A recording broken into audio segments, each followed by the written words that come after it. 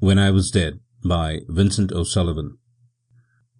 And yet my heart will not confess he owes the malady that doth my life besiege. All's well that ends well. That was the worst of Ravenel Hall. The passages were long and gloomy, the rooms were musty and dull, even the pictures were sombre and their subjects dire.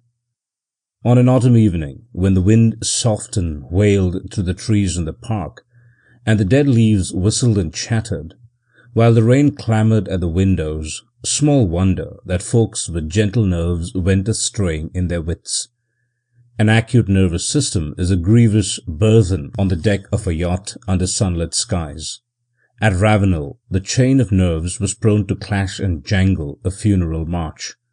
Nerves must be pampered in a tea-drinking community, and the ghost that your grandfather, with a skinful of port, could face and never tremble, sets you in your sobriety, sweating and shivering, or, becoming scared, poor ghost, of your bulged eyes and dropping jaws, he quenches expectation by not appearing at all. So I am left to conclude that it was the tea which made my acquaintance afraid to stay at Ravenel. Even Wilvern gave over, and as he is in the Guards and a polo player, his nerves ought to be strong enough. On the night before he went, I was examining to him my theory, that if you place some drops of human blood near you, and then concentrate your thoughts, you will after a while see before you a man or a woman who will stay with you during long hours of the night, and even meet you at unexpected places during the day. I was explaining this theory, I repeat, when he interrupted me with words senseless enough, which sent me fencing and parrying strangers on my guard. "I say, Alistair, my dear chap," he began, "you ought to get out of this place and go up to town and knock about a bit. You really ought, you know." "Yes," I replied, "and get poisoned at the hotels by bad food and at clubs by bad talks, I suppose. No, thank you, and let me say that your care for my health enervates me."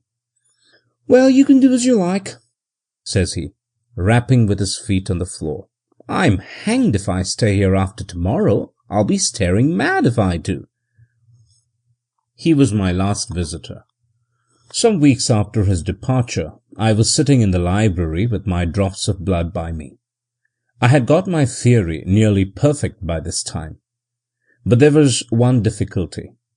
The figure which I had ever before me was the figure of an old woman, with her hair divided in the middle, and her hair fell to her shoulders, white on one side and black on the other. She was a very complete old woman, but alas, she was eyeless, and when I tried to construct the eyes, she would shrivel and rot in my sight. But tonight I was thinking as I had never thought before, and the eyes were just creeping into the head when I heard terrible crash outside, as if some heavy substance had fallen. Of a sudden the door was flung open and two maidservants entered. They glanced at the rug under my chair, and at that they turned a sick white, cried on God, and huddled out. "How dare you enter the library in this manner?" I demanded sternly. No answer came back from them, so I started in pursuit. I found all the servants in the house gathered in a knot at the end of the passage.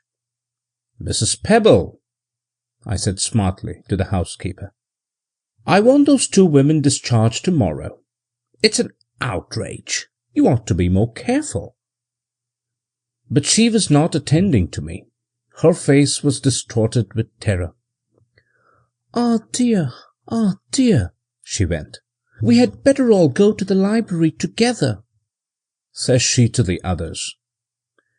"Am I master of my own house, Mrs. Pebble?" I inquired, bringing my knuckles down with a bang on the table.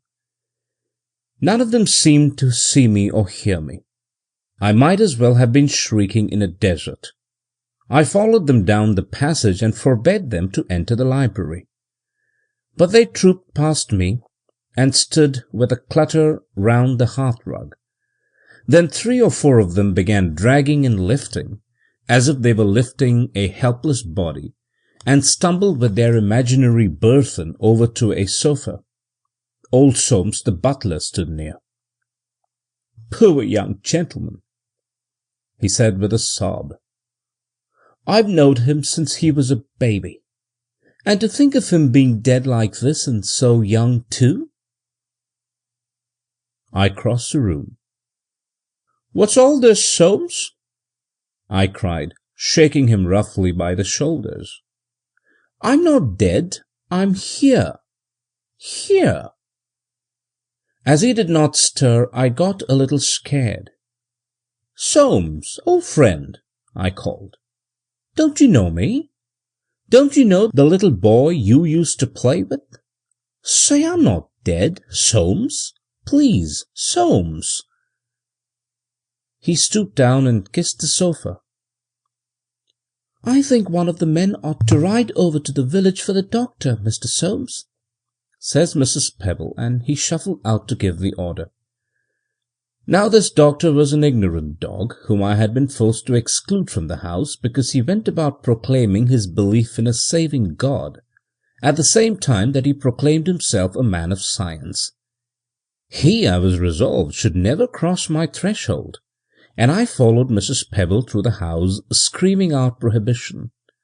But I did not catch even a groan from her, not a nod of her head, nor a cast of the eye to show that she had heard. I met the doctor at the door of the library. "Well," I sneered, throwing my hand in his face, "have you come to teach me some new prayers?" He brushed by me as if he had not felt the blow, and knelt down by the sofa.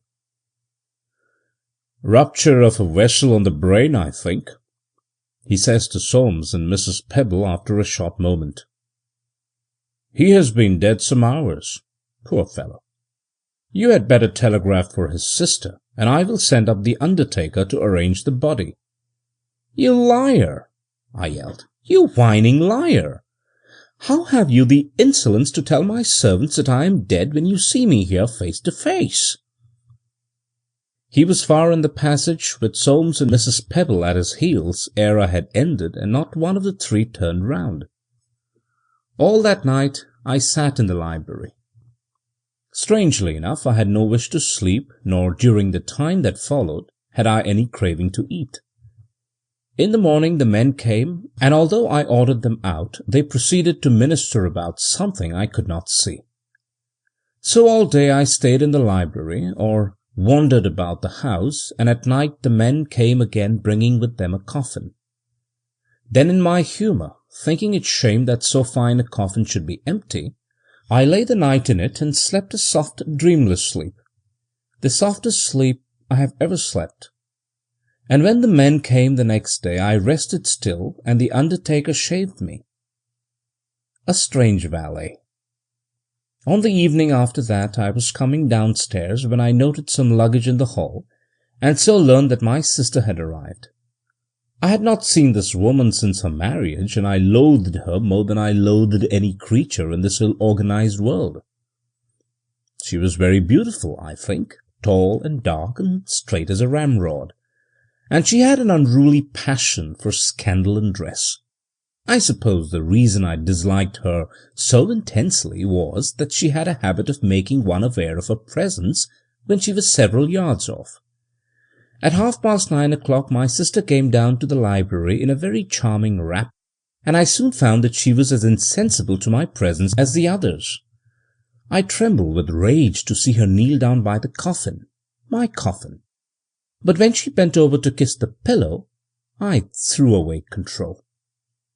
The knife which had been used to cut string was lying upon a table. I seized it and drove it into her neck. She fled from the room screaming. "Come, come!" she cried, her voice quivering with anguish. "The corpse is bleeding from the nose." Then I cursed her. On the evening of the 3rd day there was a heavy fall of snow. About 11 o'clock I observed that the house was filled with blacks and mutes and folk of the county who came for the obsequies. I went into the library and sat still and waited. Soon came the men, and they closed the lid of the coffin and bore it out on their shoulders. And yet I sat, feeling rather sadly that something of mine had been taken away. I could not quite think what. For half an hour perhaps, dreaming, and then I glided to the hall door. There was no trace left of the funeral, but after a while I sighted a black thread winding slowly across the white plain. "I'm not dead," I moaned, and rubbed my face in the pure snow, and tossed it on my neck and hair. Sweet God, I am not dead!